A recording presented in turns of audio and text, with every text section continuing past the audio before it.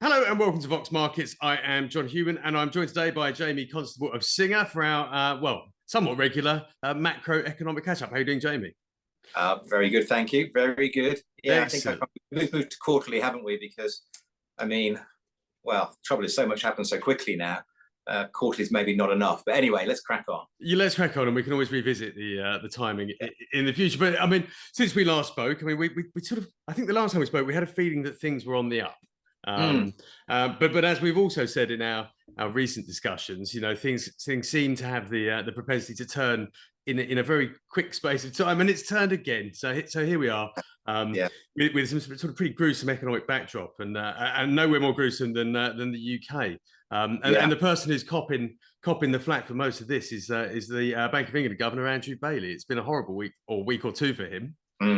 Well, it is. It totally. I mean, we've spoken before about how they got the interest rate cycle the wrong way round. They forgot that you meant to front load the rises, and then at the end you can kind of taper off to kind of fine tune. They didn't, did they? They did 10 basis points to the start, and that was after a delayed start as well. And now they're really paying the price for it.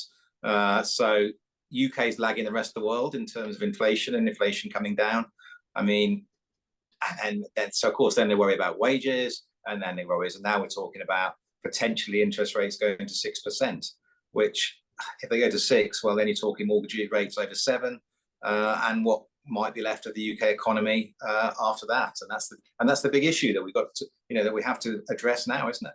Absolutely, and I mean it's quite interesting. Andrew Bailey was grilled by the House of Lords Economic Affairs Committee this week, refusing to take any responsibility for what's going on in the UK economy. It's everybody else's fault. I think the supermarkets, Vladimir Putin, you name it, it's someone else's fault. But it is problematic. Very problematic, as you say. If mortgage rates hit that level, we're going to see a lot of spending power sucked out of the economy, you would think. We are. The one side that we spoke about before, sometimes people forget, is the wealth side of the economy as well, though, because there are. I mean, it's quite interesting. The number of people the households with mortgages now is less than 40% of households have mortgages. So that's the majority of households don't have mortgages, and of those people that don't have mortgages, a lot of those have savings. So the flip side of all of this is that someone with savings could probably get 4% now on kind of no notice almost now. But if you were to buy 2-year gilts, you can get 5% now. So, and then no capital gain, obviously, when they redeem in 2 years' time. So the wealth effect of that's quite interesting, isn't it? Because those people can go and spend. But the other side of it, you've got the people who are being squeezed very badly by the rise in interest rates, where they've conservatively mortgage rates have doubled because of that.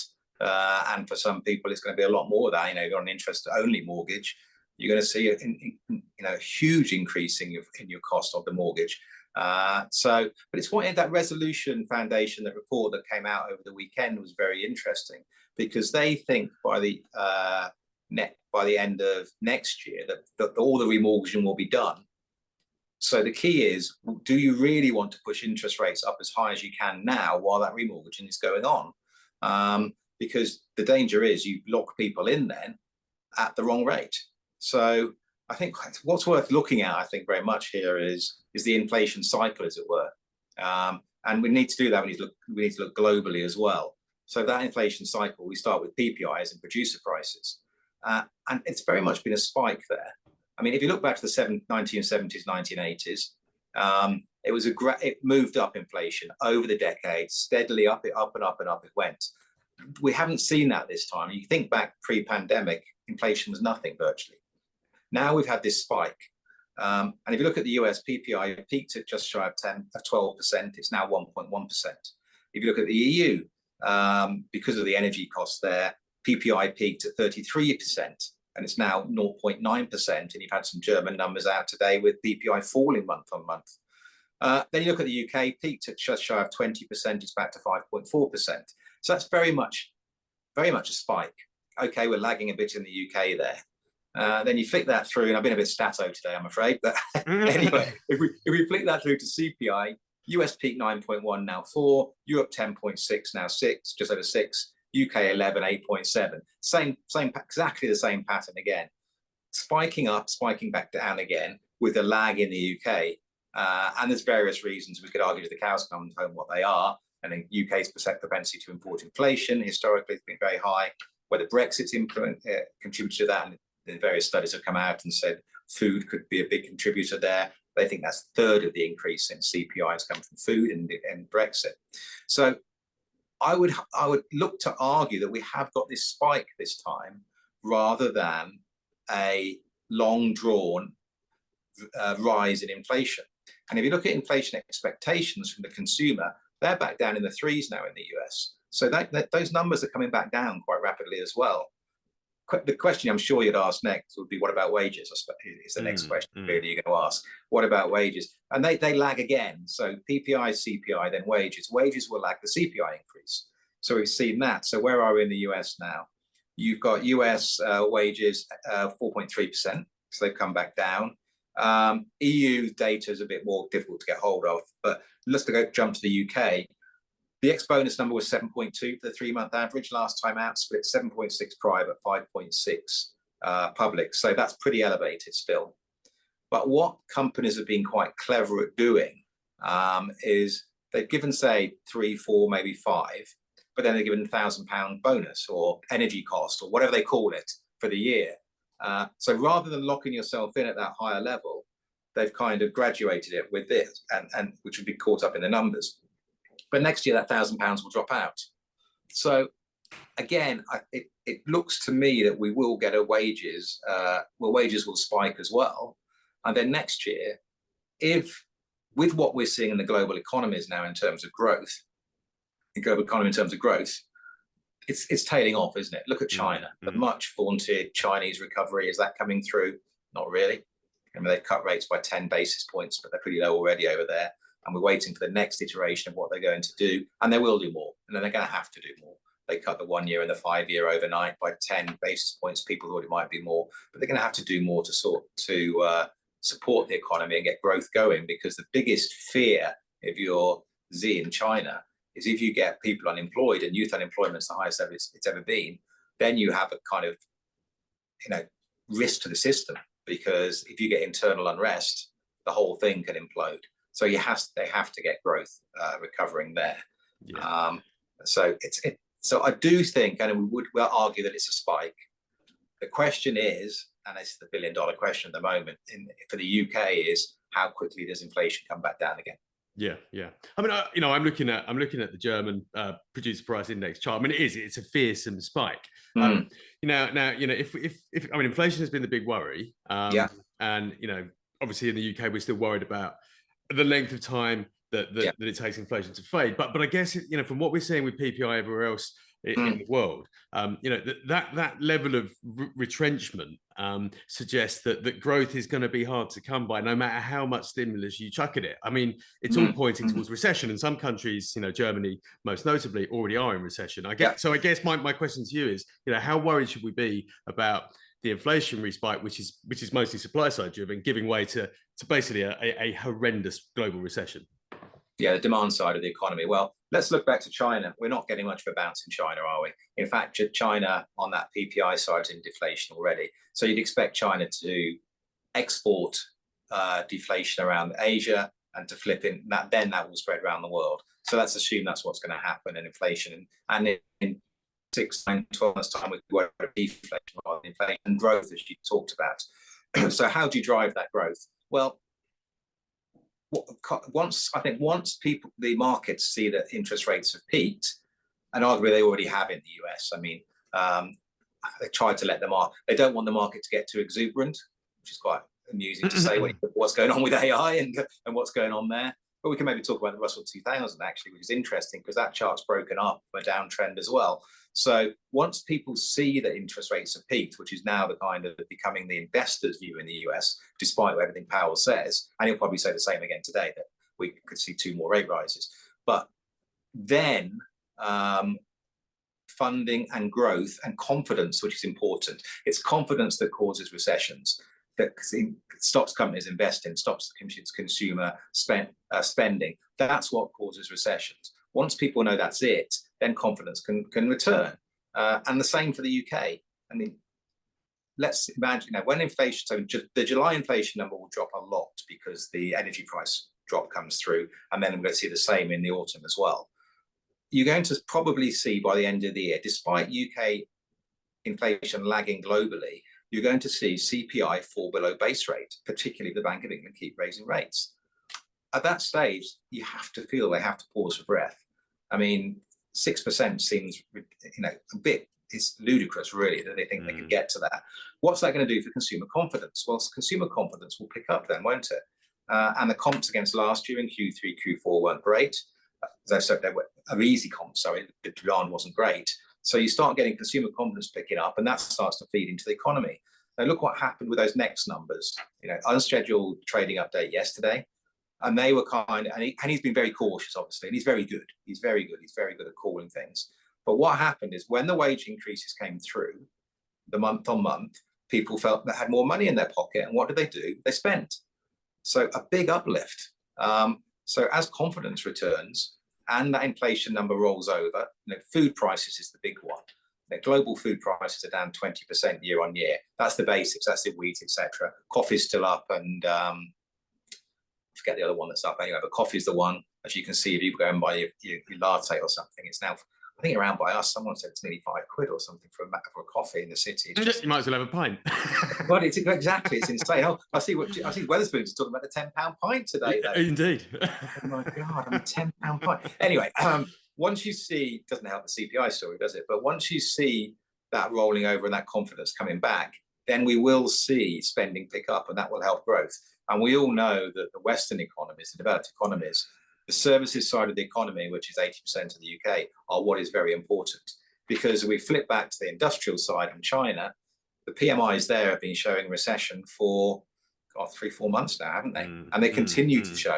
And whereas the services side of the economy, completely perversely, I think the global numbers somewhere around, hang on, I think I wrote it down is around, yeah, that's it. The global number is 55 on services, 47.8 on manufacturing. So you've got this real split, which obviously favors, and that matches really what you're seeing, isn't it? China, Asia. You look at the trade data. The trade data at the moment is universally bad globally, but services, which is more is good.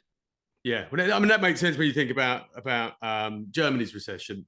Obviously, a big part of their economy is driven by the sale of capital equipment. And to Russia and China. To Russia and China. So it does make sense. I guess the services side of things could also be driven by reopening.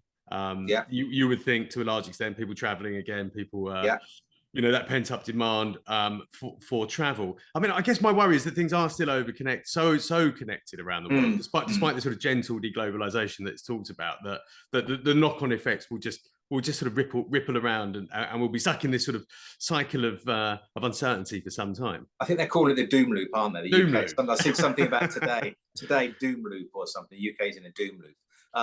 But there's definitely an element to that. If you travel at the moment, try and get a cheap airfare. There aren't any anymore. Everybody's traveling because they want to. So, which does tell you that there's still disposable income there to be spent, which is maybe that wealth effect I was talking about a minute ago.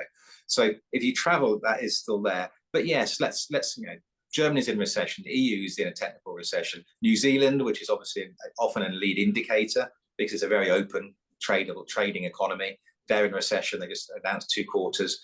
But that's really what markets have been discounting, I suppose. The awful year we had last year in terms of the markets. And we've had another knocking on January and February a bit better, weren't we? But then we went back into, we had obviously had Silicon Valley Bank, etc. That took us back down again. So we've had 18 months out of what is a bear market in the UK at the moment, haven't we? And then the UK economy it's flatlining, isn't it, at best? And I imagine when they do the revisions in 12 months' time, you'll probably find that we're in recession anyway, because they don't seem to be too accurate in the short term. So I think that we're in that now. We're in that kind of baseline recession. For the UK, they need to stop raising rates, let's be honest. Yeah. There's a 9 to 12 month lag. The lag is longer than it was historically because you've got so many people with fixed rate mortgages. So it's that lag before they remortgage, which is another reason to stop raising rates now. So you don't get the mortgage rates rising to 7 from the 6 that the 2 years out at the moment. So they need to stop now and let that have its impact, and then what we will probably see, we'll see that flip over in that the 5-year, 10-year rates will flip. We've already got an inverted yield curve, but it will flip over even farther and get even more negatively sloped with short rates high, long rates low, and that will really come through. In the US, it's more difficult. I mean, it's very much its own internal economy, so it's more difficult to call. But you've got some huge kind of support there from Biden in terms of his what was it, Inflation Reduction Act, yeah, which is anything but probably. But so I suppose it comes back to, where should you look then? I suppose to invest for when markets believe that things are turned. If we believe that consumer confidence picks up, and I'm less confident of that view now because of obviously what's happened with mortgage rates in the UK. But if you get that flip and the wealth effect and that CPI coming back rapidly, but tomorrow will tell, will it rattle? But the July number will be a big drop. In the US, I think you've got a big number dropping out month on month in next month's number. So again, but then to be fair, then month on month numbers plateau a bit. So you need to see proper deflation start to come through in the economy for it to fall further. And that's probably what the Fed's looking at when they're talking about maybe we need a little more just to push it down. But they also say in the same breath, we need to wait for the lags impact of the rises to come through. Yeah. So I think the US things are plateauing, but I think what markets will look for now is the rates peaking. And if you look at the UK market, I mean, how many single PE stocks are out there, particularly at our end, which is the mid-small cap end of the market? Yeah. There are a multitude of single PE stocks that if we see the rate cycle peaking and confidence picking up a bit because people do see CPI falling, then you could see some multiple expansion before you start to get the upgrades. And you're starting to see a little bit of it. I hesitate to say a lot, but a little bit of when you get the downgrades, prices aren't falling the extent of the downgrade, and then maybe they're bouncing back up a little bit afterwards. So we're walking. We're walking. I think you're right, John. We're walking a bit of a tightrope now, and the central banks are walking a tightrope, and particularly in the UK because they've lost control. I mean, you'd laugh if you weren't crying, because when the Bank of England announces an investigation into itself because its model doesn't work, we've got a bit of a problem, don't you? Absolutely. Absolutely. Well, I was thinking about reading out some of the things that have been written about Andrew Bailey. Let's have some amusing things. Yeah, go on. Well, hapless is about as kind a thing I've heard in this. But I really don't think I can read out the other one. It's okay. We might get done for slander. Yeah, we don't want that. We don't want to have I got news for you, wouldn't it be? Absolutely. The lawyers would be honest. Absolutely. Although it's true. Anyways, so let's turn to markets quickly. I mean, I think you're right. We aren't seeing downgrades punished as much as they were. In fact, over the past year or so, I think we're even seeing inline statements being punished and shares sold off. Today we did have quite a significant profit warning today from one of the small cap sectors, Somero, it is a good company. I used to hold it, but I sold out about 2 months ago. Well done. I lost a bit of money on it, but I'd had enough, and I thought, no, there's no catalyst for a reversal here. Big downgrade today. Shares came off about 15% in the morning, but as you say, they sort of bounced back up again. So because it is a good company, but it is just very cyclical. Yeah, it's a good company. It is cyclical, and that's very much a comment on the US economy, isn't it? And industrial spend, and what do they say? They had seen some delays. There was a bit of product delay that they had in there as well, and rising interest rates, and that's typically what's happening. But that's another message to the Fed, isn't it? I'm not sure they'll be looking at Somero, to be honest, but it's another message to the Fed that what rate rise has worked. They're slowing things out there, and you need to stop now.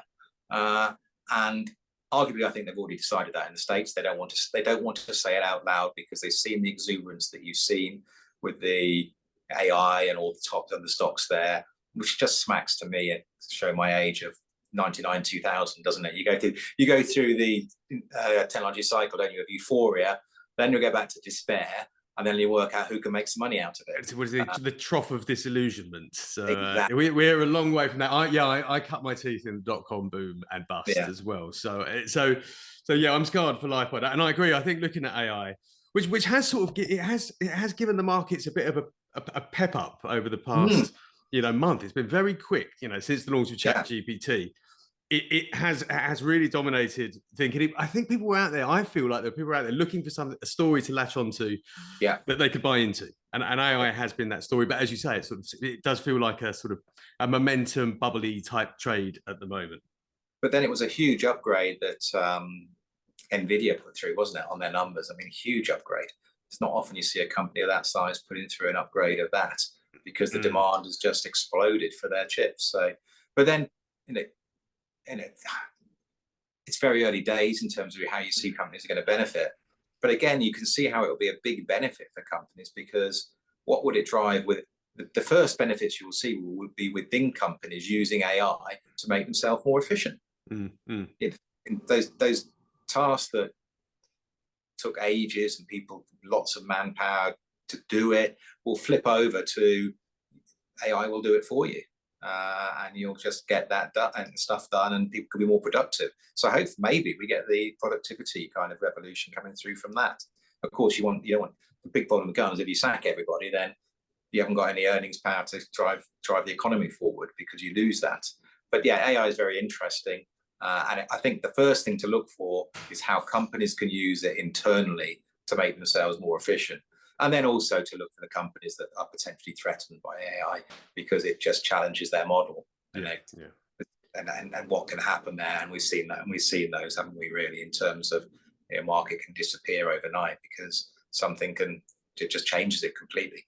It's sort of like the blockbuster Netflix effect, I guess. We could see that writ large across a number of industries. I'm certainly thinking sort of a lot of white collar industries are very much at risk from this. And I was speaking to someone the other day who made the point that actually blue collar could be the new white collar, because you can't replace a plum with AI. Well, it's a reindustrialisation, isn't it? Which is part of, we've spoken before about reshoring and nearshoring. What's that about? It's taking production out of China, production out of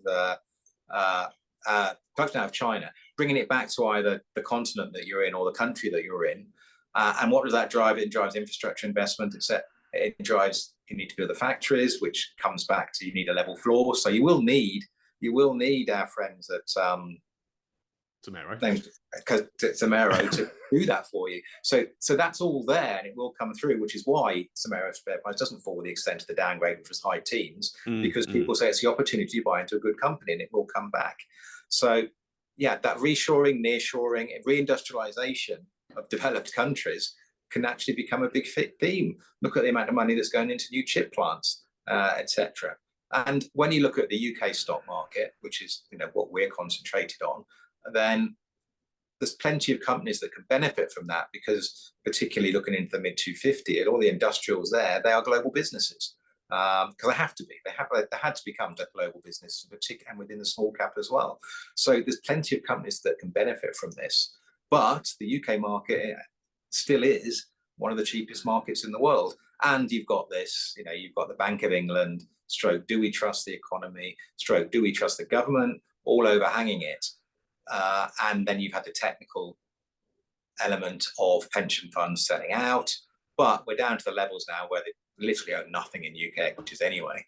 I suppose the one issue we do have in the UK at the moment, we're getting a bit of crowding out from bonds, aren't we, really? Which is, and to a degree in the States as well. If you can buy a 2-year gilt on 5%, and the all-share yields around 4.3, 4.4, risk-free 5 suddenly looks quite attractive, and then you get no capital, and then there's no capital gains taxes there on the redemption. So, so that's it becomes a bit of a, the old 60-40 portfolio suddenly looks very attractive again, doesn't it? Because you can get risk-free 5% on your 2-year money, which it hadn't for a very long while.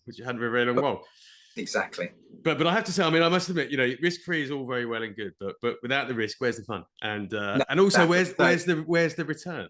And well, exactly. You need capital, and don't forget that the yield on a lot of these stocks is good as well. So we have got good yield and the capital growth on top. So yeah, equities still remaining bullish. UK has specific problems, but Next shows you yesterday that there's still money to be spent there. So we have to weigh up. We're in the hands almost of the Bank of England, aren't we, to a degree now, who've proven themselves pretty useless, to be honest. But how many more rate rises do they do? Should 5% be it? Should they even take it to 5%? Well, they haven't got any choice now, have they? They're going to have to take it to 5 tomorrow. Thursday. Is there a chance they do a half? No, I really can't see them doing a half. So they do a quarter, take it to 5, and then maybe they say they'll do a sit back and wait and see. We just need to see numbers coming out, and we need to see that CPI coming back. But food's coming back now. It's starting to come back, and we could well be quite surprised that when it does start falling in the UK, how fast inflation falls, like the spike we've seen in other countries. Yeah. Well, we've managed to spin that into a positive ending. So yeah, good. Wonderful talking to you as always, Jamie. Great. That's great. Thanks, John. Thanks, Jamie. See you later.